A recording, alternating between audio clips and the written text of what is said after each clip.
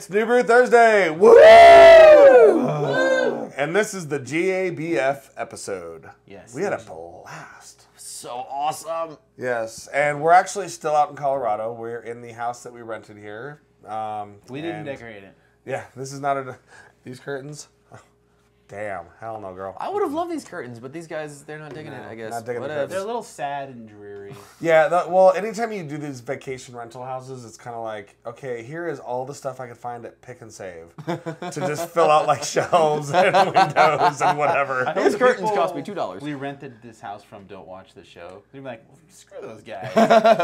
Whatever. Those are my grandmother's curtains. Exactly. And she died because she looked at those curtains. Anyway, so we just got back. It's late at night. We just got back from the second epic day of GABF. We did most of our filming today. It was a freaking blast, first Fantastic. of all. This is a very special GABF because it's 30 years since the very first one. The first one was 1982.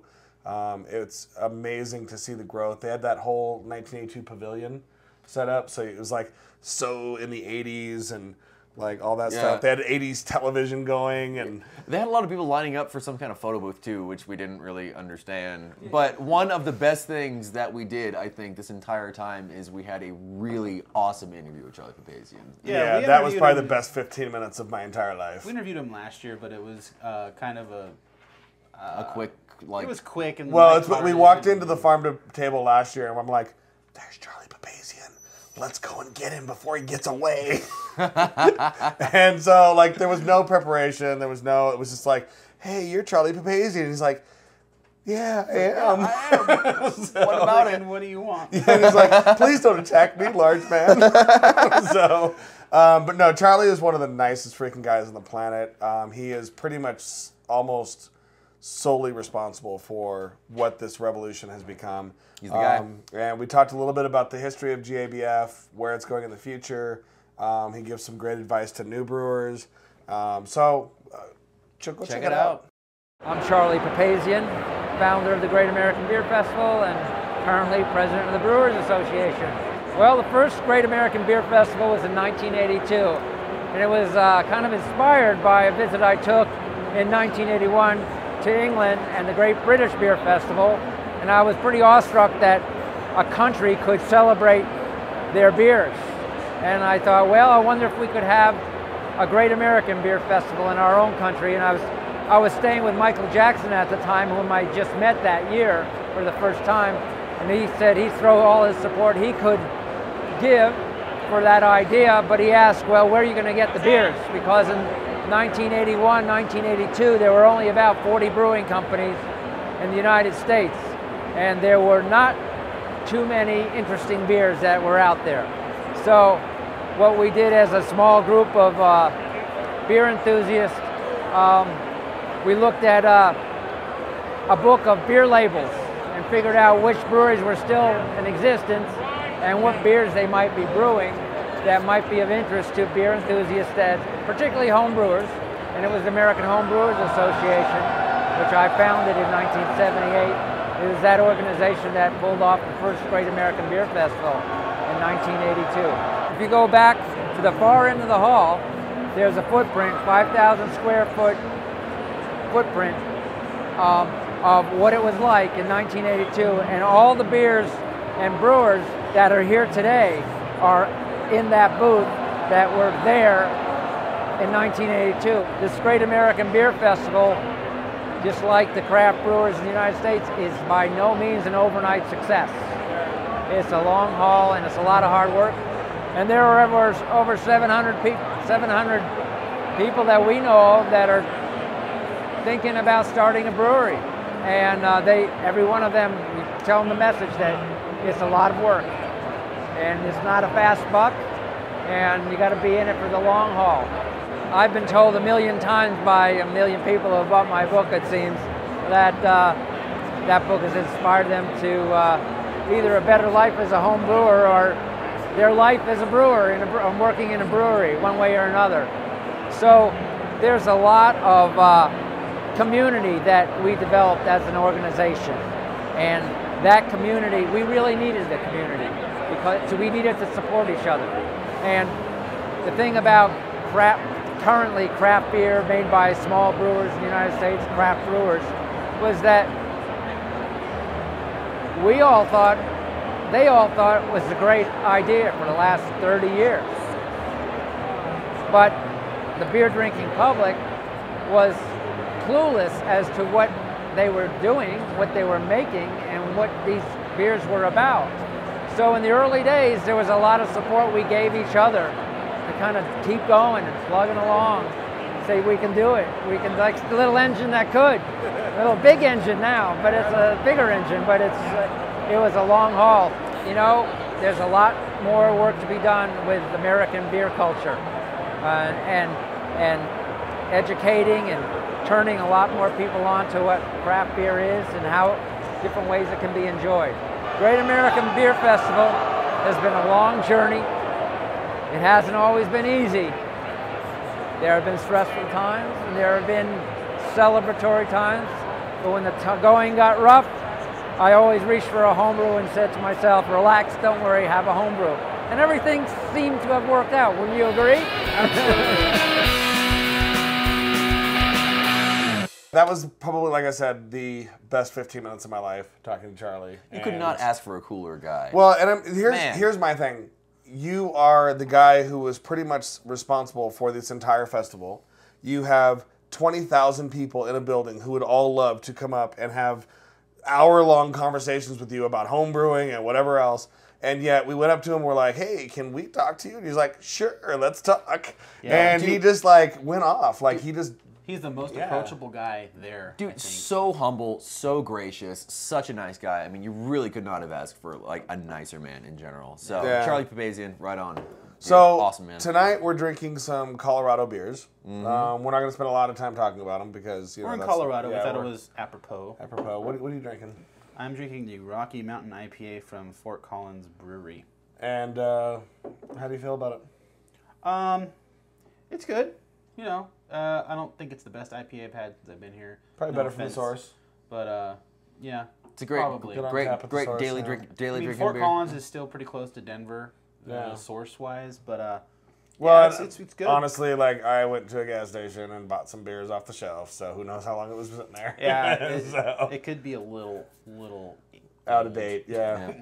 Steven and I are enjoying some delicious beer from Odell, who is a wonderful brewery that we actually can't get near us regularly, but I'm enjoying the IPA here, which we've been drinking like crazy since we've been out here. I mean, it's kind of everywhere, and it's wonderful. It's like Pliny or Odell, like IPA, when Pretty you're much. at like Falling Rock. Yeah, exactly. Yeah, exactly, yeah. I'm drinking the 5-barrel pale ale, one of my favorites from Odell's.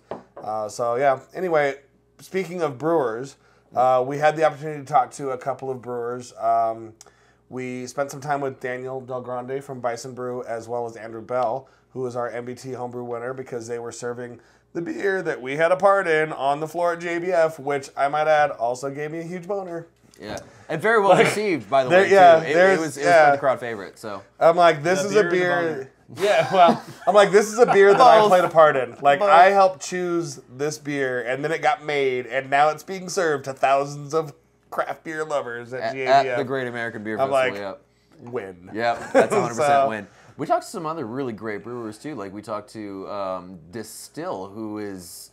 was the big hit of the festival. Well, every year there's always like this no-name brewery that no one's ever heard of that everybody just like. Last year was Funkworks. Notice the glass. Last year was Funkworks. No one had ever heard of them. No one had ever seen them.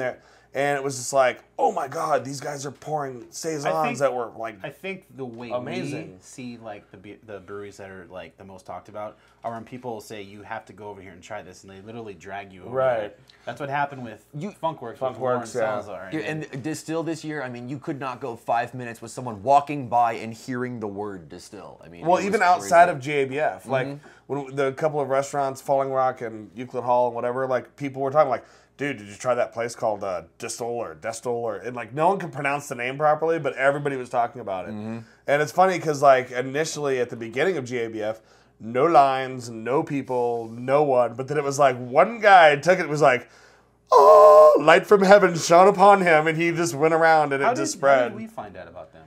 Was it? Who was it that came up and told us about them? Actually, it may have been Lee, Hoptopia. Yeah, Lee, yeah, from Hoptopia. Yeah, Lee and Stevie. Yeah. So he's on point. He knows his stuff. He's a Coloradian now, for sure. Coloradian? Well, Distill is also, they're Normal, Illinois, so, you know, you will never see any of their stuff. But we talked to that guy. He was really awesome. I think it's like a restaurant and brew pub. Yeah, there's like two of them. There's one in Champaign and one in Normal. Okay. Oh, wow. So, and then because we are, and by we I mean them, are huge homebrewer fanatics or whatever, we had to take time to go talk to Jamil from the Heretic.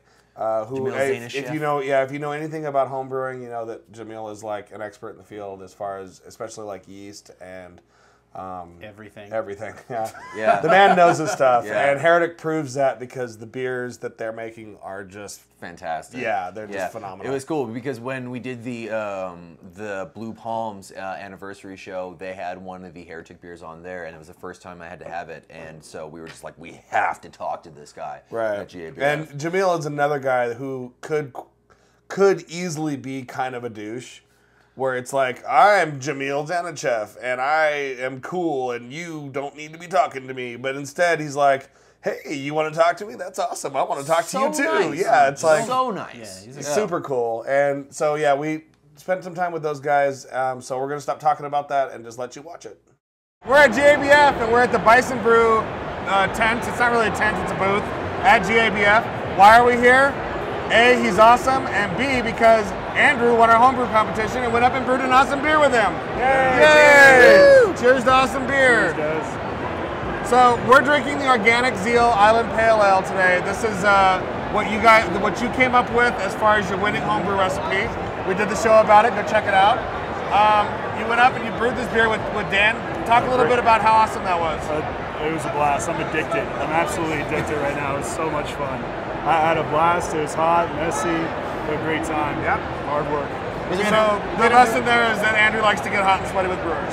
Oh yeah. Was it the first time that you've ever brewed on a big commercial system like that? I've helped out with Ladyface before, but first time I've ever been that involved, and first time my recipe. So Awesome. Yeah. It was a great time. And Dan, how annoying was it to have some, rambunctious homebrewer up in your business? No, that was killer. It means I didn't have to get hot and sweaty. He got to do all that. He did all the heavy lifting, raking out the mash, and weighing out all the hops. Copious amounts of hops, I might add. Copious, yes. A lot of hops. What is the hop bill in this beer? Well, they're let's see. In Andrew's original recipe, he was if I completely converted it, just straight up, mathematically converted it, it would have been something like 8 pounds per barrel of hops, which is like totally ridiculous. Yeah. So we cut it back down to a little over 3 pounds per barrel. Okay.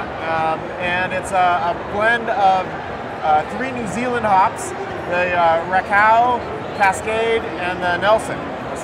All organic, the beer's organic. All organic. He doesn't brew anything else. Yep, everything's organic. Sustainability. Well, that was part of the whole contest. We put out 60 plus homebrewers. Yep. They all got to brew beers, and they knew that if they got to the final round, it had to be organic in order to get to the final 9. And we just took the recipe and scaled it up to commercial quantities.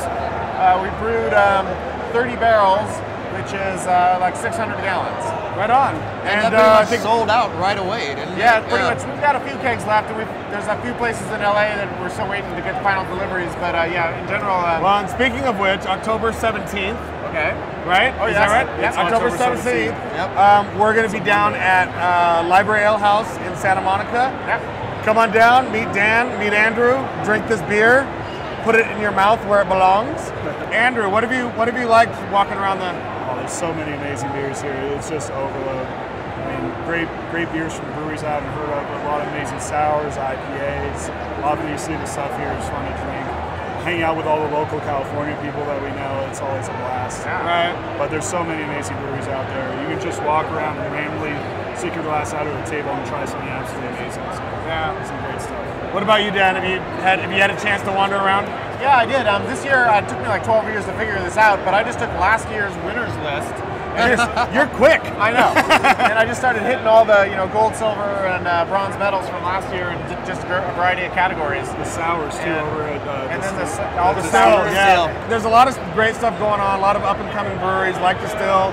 We did stop and talk to a few other breweries, which you'll get to see And so we just had a blast. Daniel, this beer is entered into the medaling contest, not as a Pro-Am though, right? It's, yeah, this is entered as a Bison, straight up Bison beer. I also did a homebrew collaboration that's in the Pro-Am competition with another BJCP contest we did. But yeah, this one is a beer that I'm really, pretty proud that we came together and put it up, and something that I'll be looking seriously at putting in 6-packs. Right on. Yeah. And when this wins gold, we'll try to interview Andrew again, but he'll probably have exploded all over the place. So Probably. yeah. At least his head will. I mean, Yeah, he's such exactly. an Well, that'll at least egomaniac be bigger. already. It'll at least be bigger. So, well, right on. Cheers, guys. Thanks for taking some time with us. We know you're busy. Thanks. Stay safe. Drink beer. Jamil Zainasheff, and we're from the Heretic Brewing Company in Pittsburgh, California. GABF this year is different for me because previously I've attended as an author, as a governing committee member, as a judge, as a Pro-Am brewer, and to come here as a pro brewer, one of the big differences is I'm paying for everything myself, and the other is that now a lot more people are tasting my beer and have a lot, I think anytime you brew a beer, depending on the kind of drinker base that beer's going to expect, you have different expectations. So if I brew a beer for home and I drink it myself and it's me and my family, maybe a couple of friends, I don't care if they don't like it. It's beer for me. I'll drink the whole 5 gallons, no big deal. You brew beer for the public, all of a sudden it's like, well, I wonder what those people think about the beer. Do they like it? Do they not like it? If 1 or 2 people don't like it, it's all right, If a lot of people don't like it, you kind of freak out. So you just want to make sure as many people like it as possible. Reception of our beer here at GABF is really popular, really positive. I knew that there were a lot of home brewers that would be familiar with us and give us the benefit of the doubt, but I think there are a lot of people who have never heard of us. They're trying our beers. They're going away really excited, so that seems like a positive. I'm Matt Potts with DESTIHL Restaurant and Brew Works in Normal and Champaign, Illinois. We've always done a lot of different varieties of beer at DESTIHL. We do, each brew pub brews over 50 different varieties or styles of beer every year. We don't really like flagships so much. We have maybe 2 that we keep on most of the time. Everything else rotates out all the time. So we're never satisfied with just doing the same old beer essentially all the time.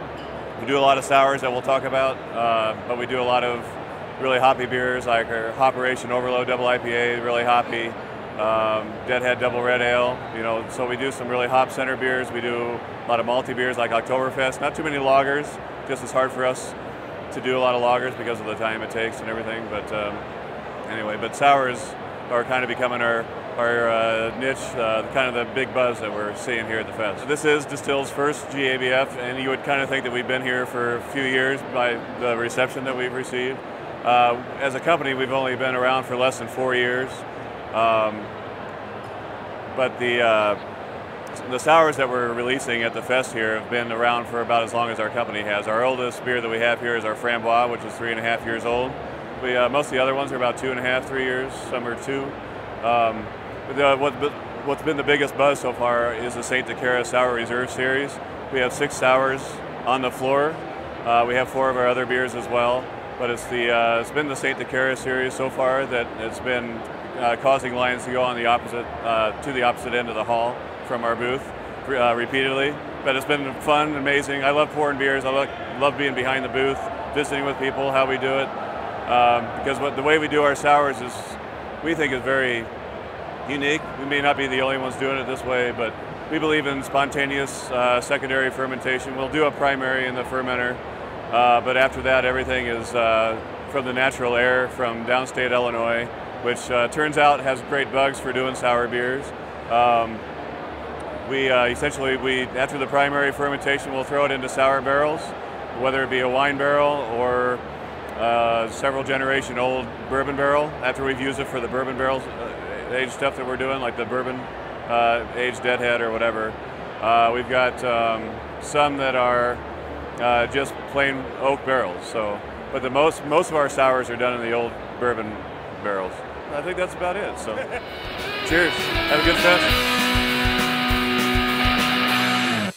Lastly, one of the best new things at GABF, the last 2 years they've done this thing called Farm to Table Pavilion. It is really freaking cool because it really hones in on what I think is a big part of the craft beer industry, which is sustainability and, you know, choosing local over mass produced and whatever. And pairing beer with food. And pairing beer and food, exactly. Yep. And so you have all of that in this room. So it's like all these just amazing, like amuse-bouches and Horst-Dorvers and whatever else. Horst-Dorvers. I said it. Yes, you Horst-Dorvers. did. Horst-Dorvers. All these like little tiny things. Like we went up to one of them and it was like fish and stuff. He's like, all right, here's the thing. He goes, you take this beer. And it was almost like the Sandlot episode with the s'mores. He's like, you take the gram. Yeah. He's like, all right, you take this beer. I'm going to pour some of this beer in this glass. I'm like, and he goes, you're going to crush this beer. And I'm like, okay. And he goes, then you're going to crush this thing that's like this, like fish and oysters and whatever. And he goes, and then I'm going to pour you this beer and you're going to savor it. All right. And I was like, okay. And so I was like, and took a sip. I'm like, it was awesome. It was awesome. Like my knees kind of went weak, and I'm like, kind of got them buckled. Yeah, I was like, thank you, sir. Can I have another? So I mean, it's just really cool. It's like the people who understand the food and they understand the beer. They're all there. They're kind of like serving it and telling you how to do it. It's really cool because there were probably like a dozen breweries in the Farm to Table Pavilion. And every single one of them actually paired up with a chef. And so it was cool. You got handed like a pamphlet and it said what every brewery was, what every beer was, and the chef, which they had partnered with in order to make the food that they were serving with the beer. It was really, really cool. And speaking of chefs, yes, we ran into the Homebrew Chef, Sean Paxton. And he was gracious enough to spend some time with Dr. Bill. And so our Master Pairings actually comes from the Farm to Table Pavilion, where Bill and Sean will take one of their favorite pairings at the Farm to Table Pavilion and talk about why it was so epic. So, check that out.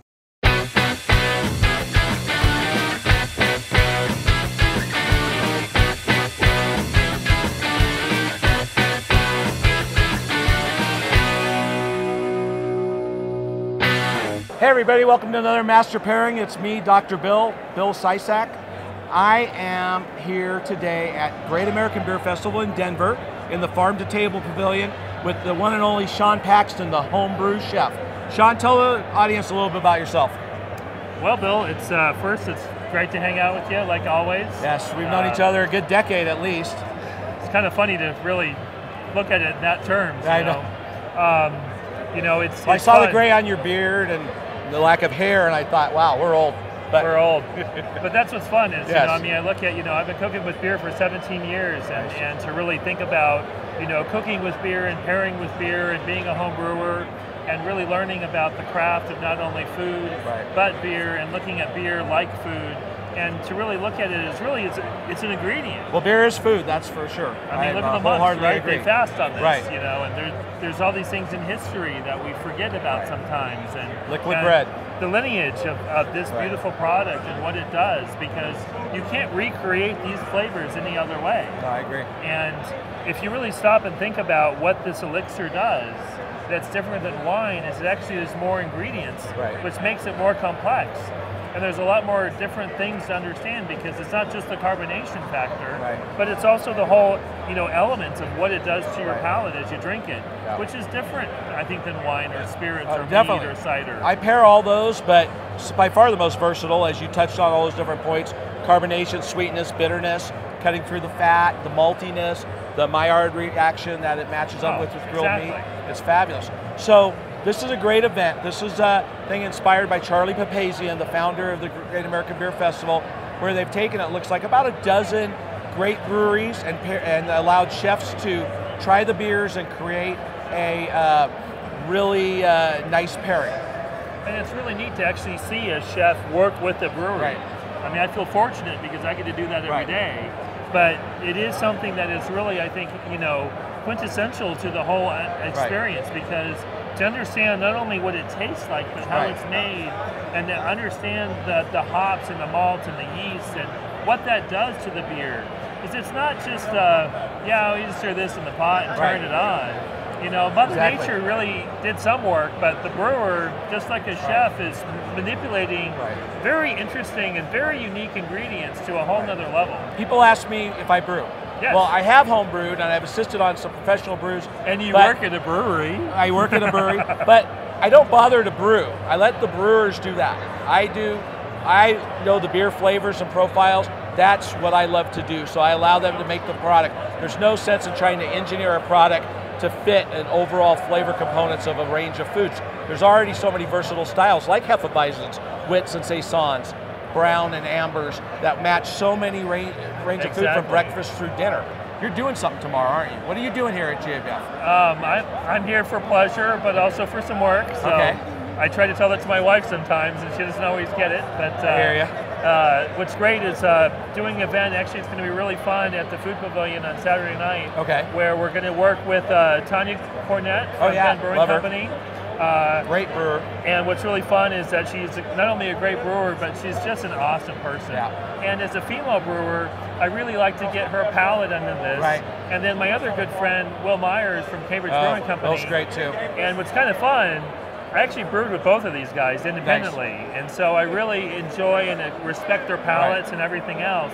And I've created 2 separate dishes that they will taste. They do not know. I have not told them. I actually won't even tell you tonight what I'm making. Fair enough. But what's going to be fun is that to get both their impressions, East Coast, West Coast, male, female, and look at it from a whole nother perspective about pairings. That sounds because for them to go out where, I don't know about you, but I think this is the biggest kegger in existence at 2,400 different beers. It is tonight. And they're going to go anywhere with some culinary students with pitchers, and they'll get enough beer to bring back for 125 people. And then I will present the dish as they're out there doing their thing, and actually say, okay, this is what we're making. Now you guys get the inside scoop. They tasted it. This is how you make it, and then we'll do a pairing all together, and we'll talk about it. Let's get down to this pairing. Duck rillettes. Can you explain to them a little bit about what a rillette is? Well, if you've never had a rillette, you got to go get one. I mean, it's that simple. Rillette is a great way of a potted, meat product, which is really kind of a unique thing. It can be made with a variety of different meats, and that's what's actually really fun with it. This is a particular, I think this is a duck one, that basically it's like a duck confit, so it's something that's been simmered in its own fat. You can do pork, you can do it in olive oil, you can do it in duck fat, you can do it in, its own lard. This was duck legs cooked very slowly. The breast would not work on this because you're really essentially overcooking it. But in that process, you get all this rich, succulent undertones to it. And so you take that, let it cool, and then once it's cool, you flake out the meat and you basically put it into your KitchenAid.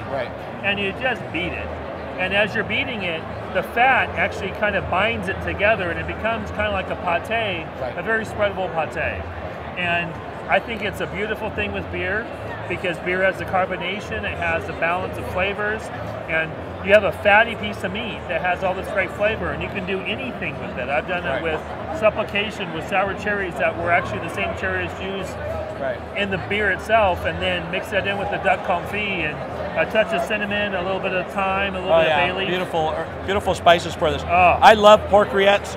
Duck is fabulous too, and like you said, it's great. It's just almost this pate. Our charcuterie chef at Stone makes all these great things for me. It's a treat too. It's not just your standard thing. So delicious. So today, what they did is they went ahead and paired a beer from Oakshire Brewery out of Eugene, Oregon. It's a harvest beer, It's a alt beer. Now, alt beer is confusing because a lot of people think that's German for ale. It really means old beer. And what it does, though, to confuse them even more, because everybody thinks Germany lagers, is it's a beer that's made in lager temperatures but then finished as an ale.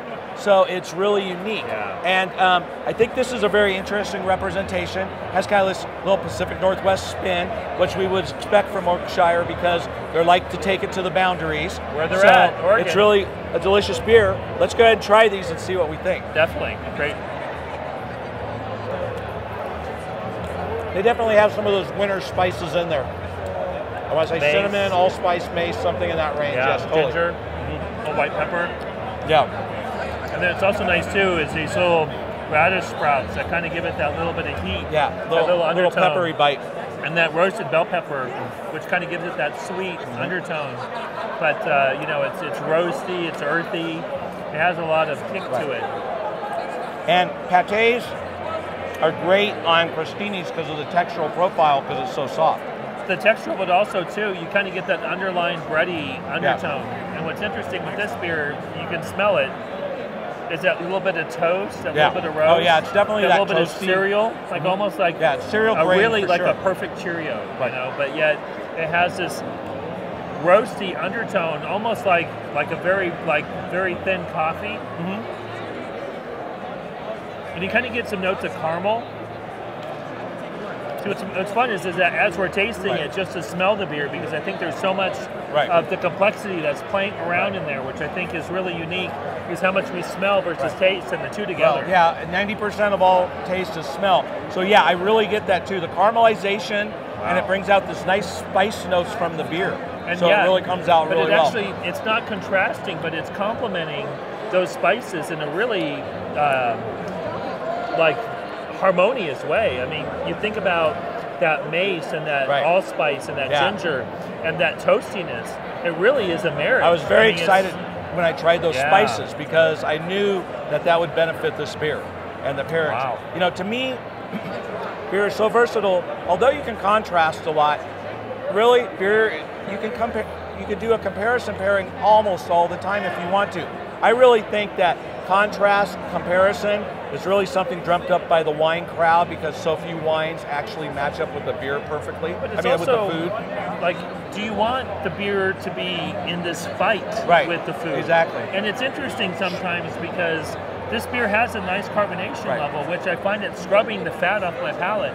I mean, if I just had the rillette by itself, or pâté, or charcuterie in general, which I think is phenomenal with beer, and much better than wine, rich. Because it's cutting it, it's drier, and that carbonation, it kind of cleanses your palate. No, I agree. And that's where palate fatigue and all the other things that we associate with just the understanding of how food and flavors work together.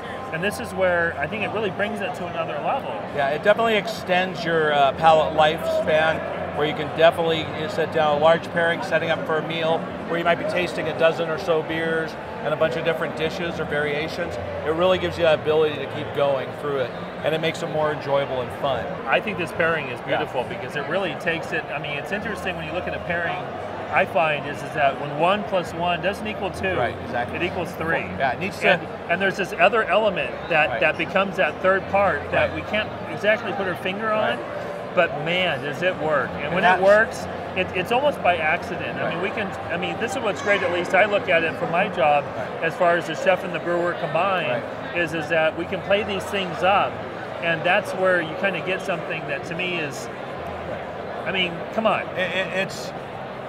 It's this esoteric feeling that you've just exceeded both ingredients and quadrupled the effect. You said triple, I'll go quadruple. It's bringing it to that new level. Infinity. Yes, it's which is a great thing.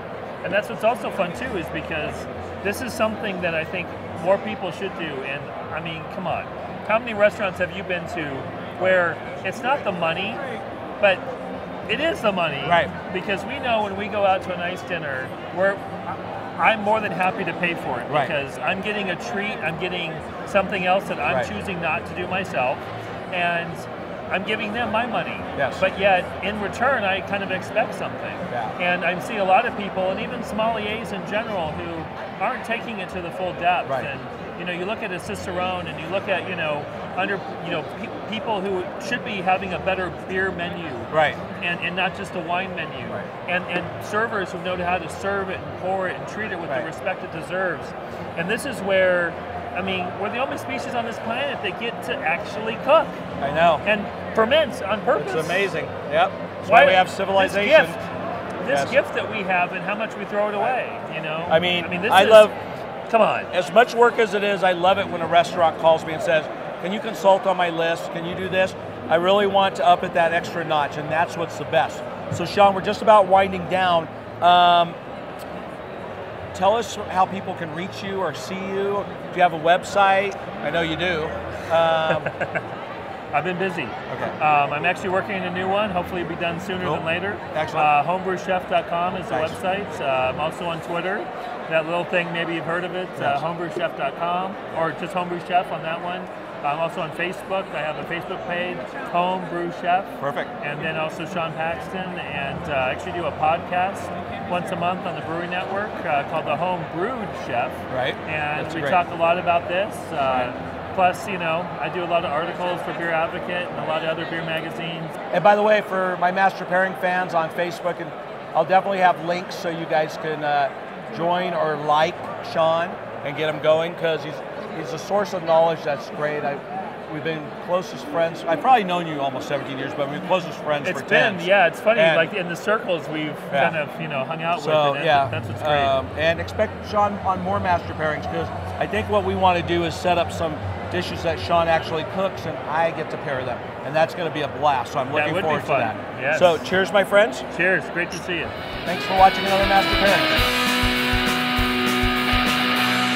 GABF is my favorite time of the year. This is like, it's craft beer summer camp in the fall. You get to see all your old friends that you haven't seen for the last year, and you know, it's you drink so much amazing beer, and if you have never been to GABF, seriously, like save the date next year, do it, because it's an absolute must. Yeah, you know, this was I should say, you know, thank you to you guys, because, you know, if it wasn't for you guys, I wouldn't have come to GABF. This is my first time. Actually, if it wasn't for you guys, he wouldn't be going to GABF, and neither would any of us. So thank you very much for watching.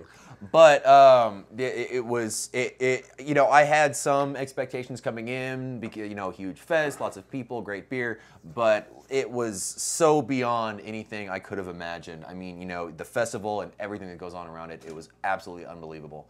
So it was freaking amazing. Yeah, I'm speechless. I'm literally speechless. I also want to take a moment to say thank you to each and every one of you that watches the show, that took the time to come up and say hi to us, and you know, let us know that you watch and that you enjoy the show. I just think it's so cool, because, you know, like, we don't know what our viewers look like half the time, and so it's not like we can walk around going, "Do you watch our show? I want to see you." But we really do want to meet people when we go out to these kind of things. So I mean, if you see us, like, don't ever like, "Oh, they're busy," or "They're doing this." Just come over and say hi, because we want to meet you. We want to talk to you guys, and it was so fun, like, finding those people this weekend. That was another crazy thing, is like, you know, like I said, I haven't been on the shows for, you know, a really long time, but it was really great saying, you know, like, this is a person that, you know, I know I've seen, you know, tweet at me a couple of times, but, you know, here you are in person, you know, shaking my hand. That was awesome. Yeah. You know, it was really great being able to see those. Happened. Yeah. That guy was like, "Oh, I just saw Stephen, John, and Matt at Falling Rock." And so I replied, and I'm like, "Cool, cheers." And he walks up, he's like, "No, I'm actually here with you guys now." Yeah, no, it was awesome. No, wonders of the internet, man. Seriously, exactly. It's so great being able to actually get that face-to-face feedback, because it's fairly rare that we're able to actually get that. And I got asked to take a picture and use the word sausages, and I was very happy about it. Sausages. I will always take a picture and say sausages for you. So. That's dirty. Do you think so? Anyway, also, like I said, GABF's amazing. It's something you really need to do if you've never done it before. We had a great time this year. We have one more day, which we're basically just going to party our life away and make decisions that we'll regret in the morning, hopefully. That'll be awesome. And so, except for John. John's like, "No, I will be home at bed at 10 a.m. Yeah. So 10 a.m.? Really? Yeah, well, he likes to get an early start to bed. Okay. Okay. That's very early. That's a long it's day. Like you wake up and go, You get up, you shit, shower, shave, go back to bed. For instance, shit, shower, sleep. Yes. Anyway, on that note, thank you for joining us this week. Until next time, stay safe and stay cool.